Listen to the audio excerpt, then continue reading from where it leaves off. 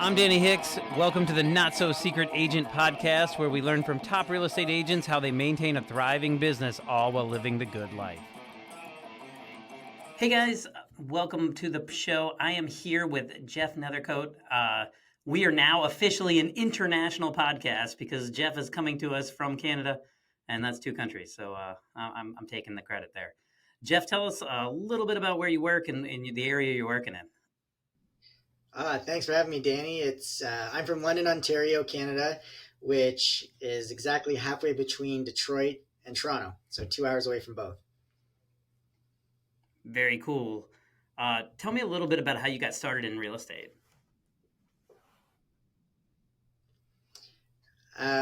This is like a 1 hour podcast, right? Yeah. Really, Give me the short version. Into real estate, yeah. Going back, really, I always wanted to run my own business. And while I was attending university, I had a grandfather who was in the business who suggested that I get my real estate license and see how I feel about that. And what that led to is my second year university, got my license. And when I completed my business degree, I moved back to London and helped. He had a brokerage at the time, and I helped him from a business perspective in running the brokerage like a business, as well as getting into property management so I didn't have to pay for where I lived. And from the business side into trading in real estate, it really developed as I was helping other agents and really fell in love with this business and all the different opportunities you can take in it while making impacts in other people's lives. That's very cool. So you come straight out of university, didn't have to go get your day job or anything like that, straight into the dark arts of real estate. Very cool. Like that only happens if you have a family member in the business. Coming out of school with a bit of school debt. That has been my experience. Yeah, definitely help. So what's your why? So why are we doing all this? Because real estate's a super demanding business. This is not, what people think it is. So what's pushing you? I know in the beginning it was probably like survival, but now you're a little later in the game, pretty successful. So what's continuing to push you?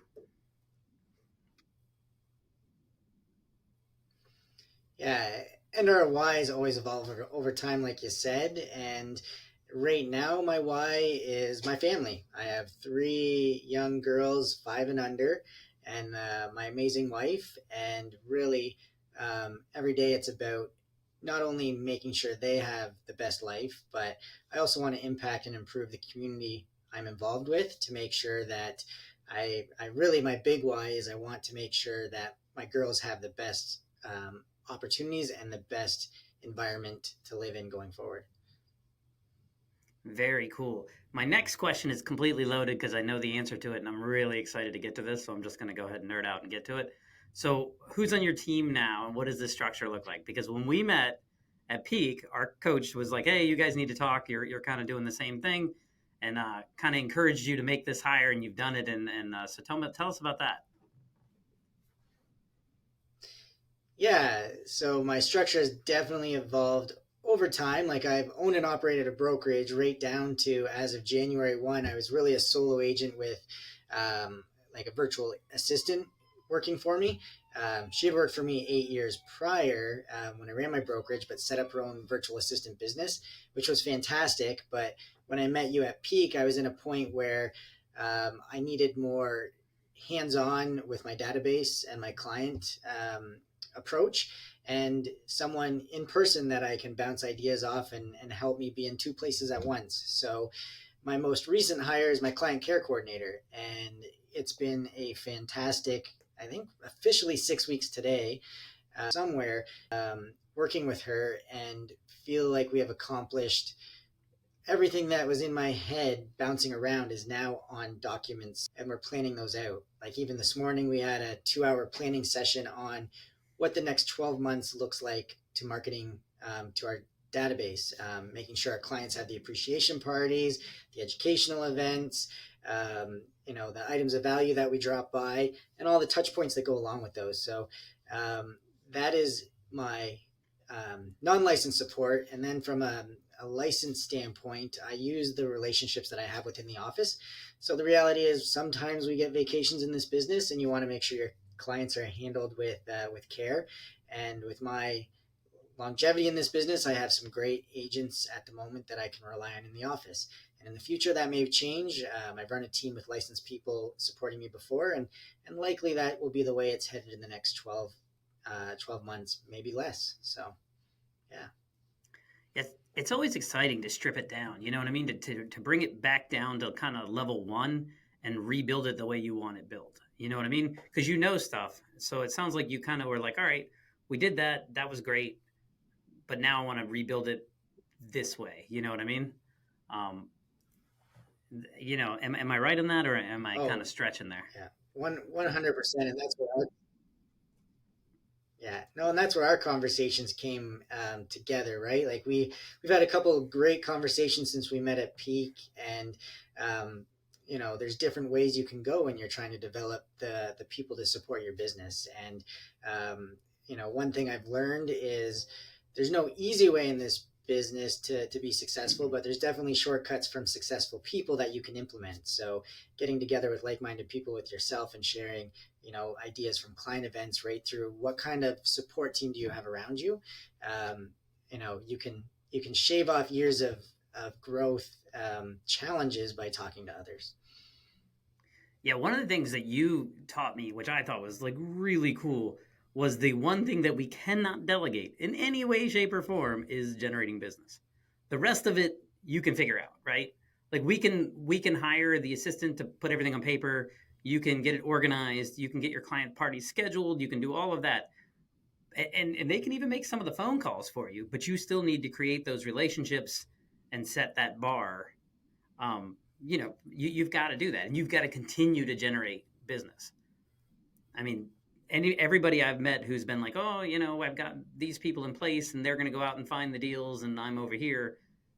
That's been the recipe for like kind of a short run, if you will. So I thought that was really, really cool. So it's a really tricky market right now. With the interest rates, in the States, it's very tricky because we're at 7.25 as we're recording this. What does that look like in your market, and what are you doing to kind of overcome that? Yeah, we're experiencing similar things here. Like we're at 12 rate hikes in the last 14 months, bringing us to the highest prime rate we've seen in this century, really. Which overall, we, I, from what I'm following, we hit the transition in pricing a lot quicker and steeper than south of the border. We had a 3 month window from the end of 2020 to the beginning of 2021 where prices went up 20% in 3 months, and then they slid back down as interest rates started rising that March right into the end of next year. So we still have a lot of people sitting on the fence wondering what to do, and um, what we're leading to is a lot of pent up demand. So really, it's about doubling down on our efforts with our clients, more touch points, more conversations. We're hosting our client event next week. Just getting out there and being in front of people, doing market evaluations of their home, and in a lot of cases, we're not Mm-hmm. afraid to have those tough conversations. We've got people who are in a variable product that they've seen their mortgage payments more than double in 12 months. And that is concerning for Mm-hmm. some, but really working with proper lenders. Even prior to this, I have most of my clients are in great shape, but they are referring me people who we have to have those tough conversations. And how do we get out of this home and this mortgage product into working with a lender and moving forward? So really, I've been in this business long enough. I saw the challenges we faced up here as well between 2008 and 2010. These aren't the same, but conversations are similar. So really, I believe to be successful right now, you've got to be out there in front of your clients, not hiding and hoping that, things get better. You got to guide people through these challenges. So yeah, that's what we're focusing on. Yeah, no, I kind of like the challenges, to be honest. I mean, not that my clients are going through challenges, but for the last couple of years, I mean, a monkey could put a sign in the yard and 18 people came and bought it, right? Now we kind of have to have the tough conversations, as you mentioned. We've got to be skillful. We've got to, Yeah. let them know And that this, how did you feel? Like, that there I know isn't shame myself, in this, but there is a way out of it. negotiation over the And last, yeah, yeah, I, I'm one of those weird people that I really like negotiating. And for the past couple of years, it felt like, hey, I'm figuring out more ways to give things away. Like literally, there was an agent petition that I saw for down here, the homeowners association in the state of Virginia, you got a right of rescission, and they were trying to figure out a way to waive that, and that's what they were working on. And I was like, that's not negotiating. That's like literally trying to figure out loopholes to give up more of your clients, contingencies, right? That's what was going on. So that part's kind of fun. Don't get me wrong, there isn't as much inventory, and this is the first time in a couple of years where we've been seasonal. And I'm definitely watching some agents melt down. Just they haven't been in the business as long as you and I have, and they don't realize that August is going to be a little slower, and then it's going to pick back up in September. That's just the ebbs and flows of the business, and you need to kind of budget accordingly, and also, use the slow time as your lead gen time, right? Don't go on vacation, but at the same time know that maybe we're not closing as much escrow as much we'd like, but we are kind of talking to clients about houses that they are going to list in the upcoming months and starting to get those people in place. The good news is a lot of the contractors are slow, and you can kind of get a deal right now on getting those houses right and ready. It's also nice that clients have to listen to us right now. Before they would say, I want this price, and you go, well, that's not what the comps say, and then you put it on market, and sure enough, they got it. Now it's kind of like, well, I told you that we needed to be here, and you didn't do that, and now we're going to make an adjustment, and we'll get that fixed for you. That's kind of nice. You know, it's yeah, also, you know, can be frustrating, right? Because the market is yeah. shifting with the market with the interest Yeah, rates. I love So when we're running honestly comps, that you can't go six exactly months what you back and said. just Like, go, missed negotiation over the last few years in the market's been really hot, and being able to serve your client at the fullest. It doesn't mean I didn't, uh, but having that ability to just be that expert helping them navigate all those other parts, such as inspections that are back and the contractors needed to put something together, because a lot of agents mm-hmm, out there don't have the experience and aren't able to guide people through these, so they're kind of hiding right now. So it's our opportunity to get out there, plan, increase our market share. Like, I see my pipeline building bigger than I've ever seen it in my business. So this is where I was circled back and hiring that support, knowing that, come on, the mm, next like 12 to 24 months, I'm probably going to be busier than I ever have been in my career. And I go back to the 2008, 2009. Like I said, not the same challenges we're seeing today, but the same like pause in the market activity, and then people can only wait so long to move as their life changes. And when things start to change, you already want to be that person that they're going to mm-hmm. pick up the phone and have that conversation, because you've been in touch while everybody else was not focused on their business. So yeah, it's an exciting time, I think, in our business, and a great opportunity for people like yourself and me, who see this happening and are working our clients that know and trust us to build that circle that we influence even more. Yeah, and you mentioned your pipeline building up and that you're going to be ready for that. Because that's the other thing. In 2018, when all this went down, I don't know about you, I wasn't ready. We were ready for steady. Like we had never seen, the pandemic and then the aftermath of that. There was no way of knowing that. Now it's kind of like, all right, this is like the calm before the storm. We know the storm is coming. You can get your raincoat, figuratively, or in our case, get your admin staff lined up, get the agents that you plan on, utilizing, having those conversations ahead of time so that they know that they're going to be coming in relief of you and kind of, that sort of thing. That's what's kind of nice about this point. And then you got to survive in the meantime. Don't get me wrong, but yeah, I think that part's kind of cool. You got to Yeah, find the bright certainly. side of Like, whatever we're the dealing with, changes we right? saw during COVID and the So demand let me and ask the this. I know you've quick got some turnaround of client transaction. parties.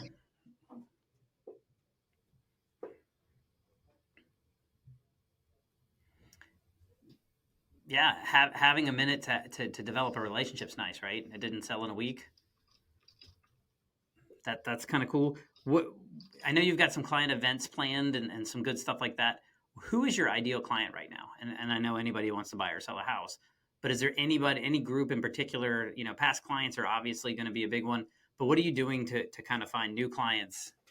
You know, to proactively promote that. Yeah, and this is a challenge. Is your mindset? I don't want to turn away business, but it's been a big practice of mine to focus. We always face in any business, right? Is you want to be able to service anybody. Really, is your focus on my marketing strategy and who is my ideal client. And really, when I look at where I am in life and the clients I serve, it's generally that person who is going to be buying and selling a home. They have a lot more navigation they need through that process, and this can generally be a growing family. Someone who's stepping up the ladder from a condo to a single family home as well.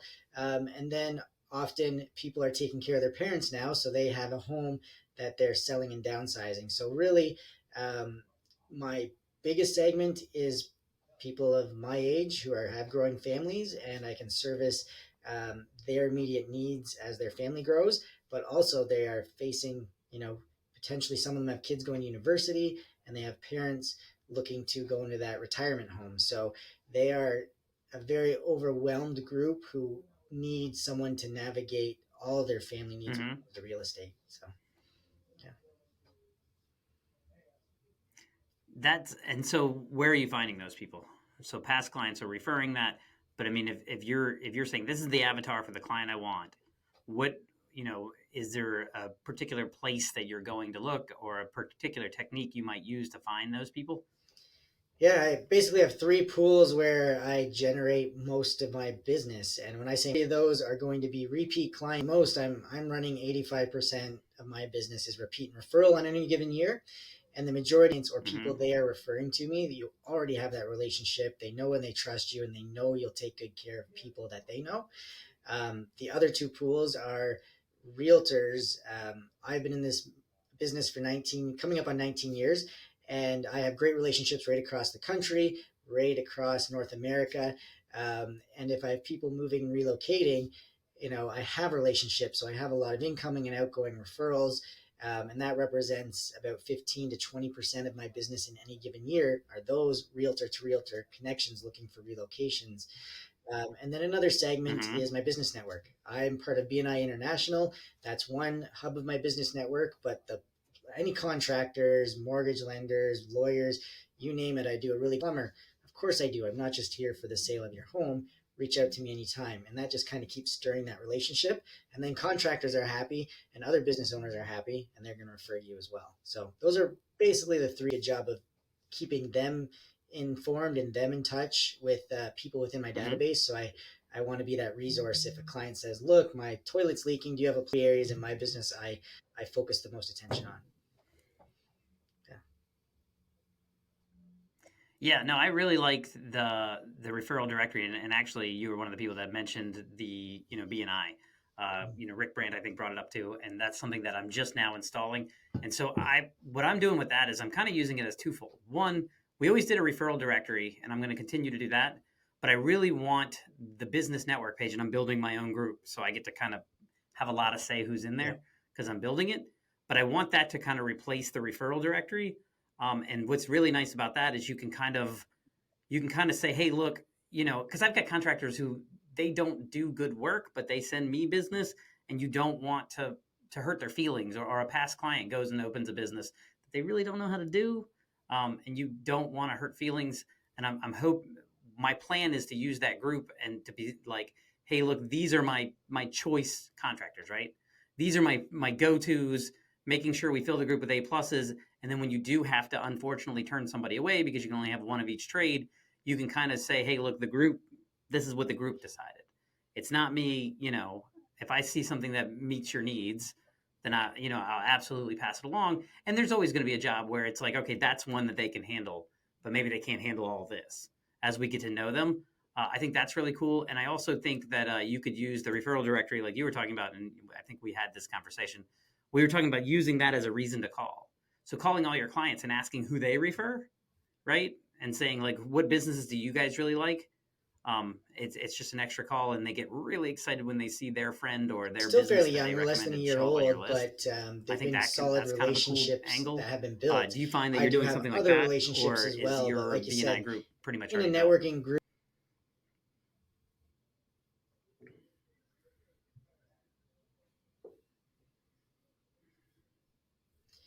our BNI group is a group of business networking group Hmm. specifically. There's some accountability there. Like people want to refer, that we go around and Hmm. see who they've connected with. Have they gone out for coffee to learn a little bit more about that other person's business?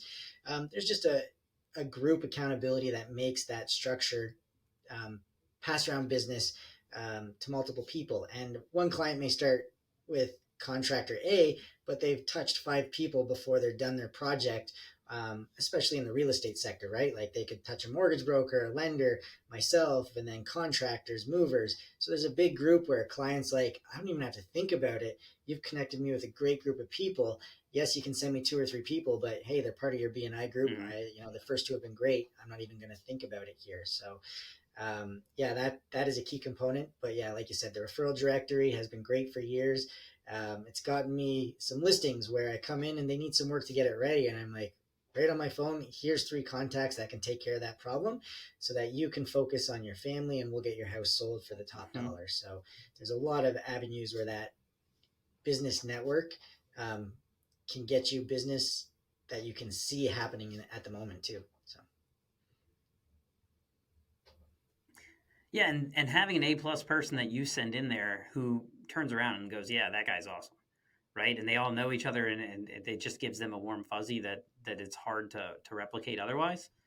When everyone on your team is killing it, they just assume you're going to, because usually we fix them up before we put them on market. So they've kind of gotten a little taste of the database before you get to go to work.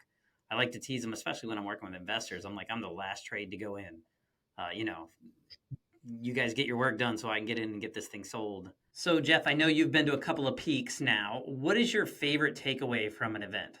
And it doesn't have to be a Buffini one, any event where you just went and like a light bulb went off. yeah, honestly, Danny, this peak was my first one. It's been on my list for over 10 years, and I got a little bit of a nudge from our coach, Grace, and um, I'm glad I went. Okay. The biggest impact I had here was that exercise where we reviewed our life over, and then the breakout session that day, we really talked about it. I think since birth, your wins Mm-hmm. from this age, your challenges, what you faced, and it's um, not like a full kumbaya moment, but there was tears and a lot of deep conversations. And what triggered in my mind led me to my hire this summer. It's like you've run a brokerage, you've managed people.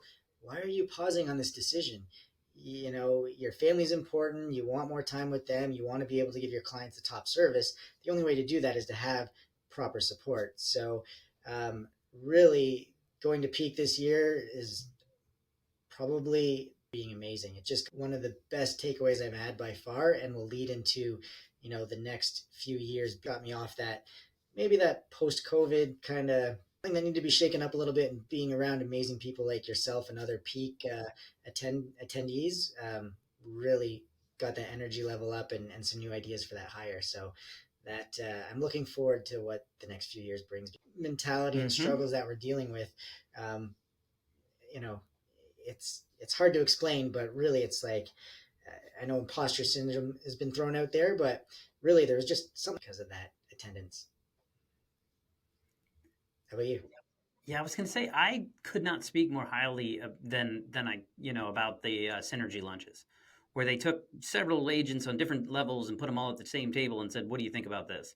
I got so much more out of that, just like you did, and I think we talked about it there. I thought that was great. The speaker I really liked from Peak was that Bo Eason, and really honestly, he was the one I went into Peak thinking I wouldn't like, um, just because he is, I'm double relational. I'm couldn't be more relational than me. So for him to say, hey, look, you're an animal, and get out there, and it's okay to kind of be a predator, just kind of reminded me that we're running a business, and it's okay to nudge them. You don't have to ride around with them for 4 months before they make that decision. If you can kind of say, hey, look, this, this is it. You're not totally sure, but this is kind of, just to give them the nudge, the reassurance they need to kind of pull the trigger. I thought that was great. Is there any one quote that you're really, really into right now, or one of your favorites that you got a lot out of? At we used to have book fairs, and I'm going back to maybe yeah. It's not a new one, and we've probably all heard it, but it's I think I bought get. Um, on the surface back then, it maybe had a different meaning than to grade 6 or grade 7. It just stood out to me then, and it stood out to me now. I don't have the poster anymore. I lost it in one of my moves, but it's the harder you work, the luckier you today. But I really think that, the harder you work, the more consistent you are, the more present you are, you're ready when those opportunities present themselves. So, opportunities present us every single day, but really when you sit down and you put in the legwork and the time, you're not hiding out at home, you're out in your community, Mm-hmm. you're out seeing people. We're in a contact industry where you have to be face to face and talking with people. That the more you do that, those opportunities you'll be ready for. And something like meeting you and seeing where this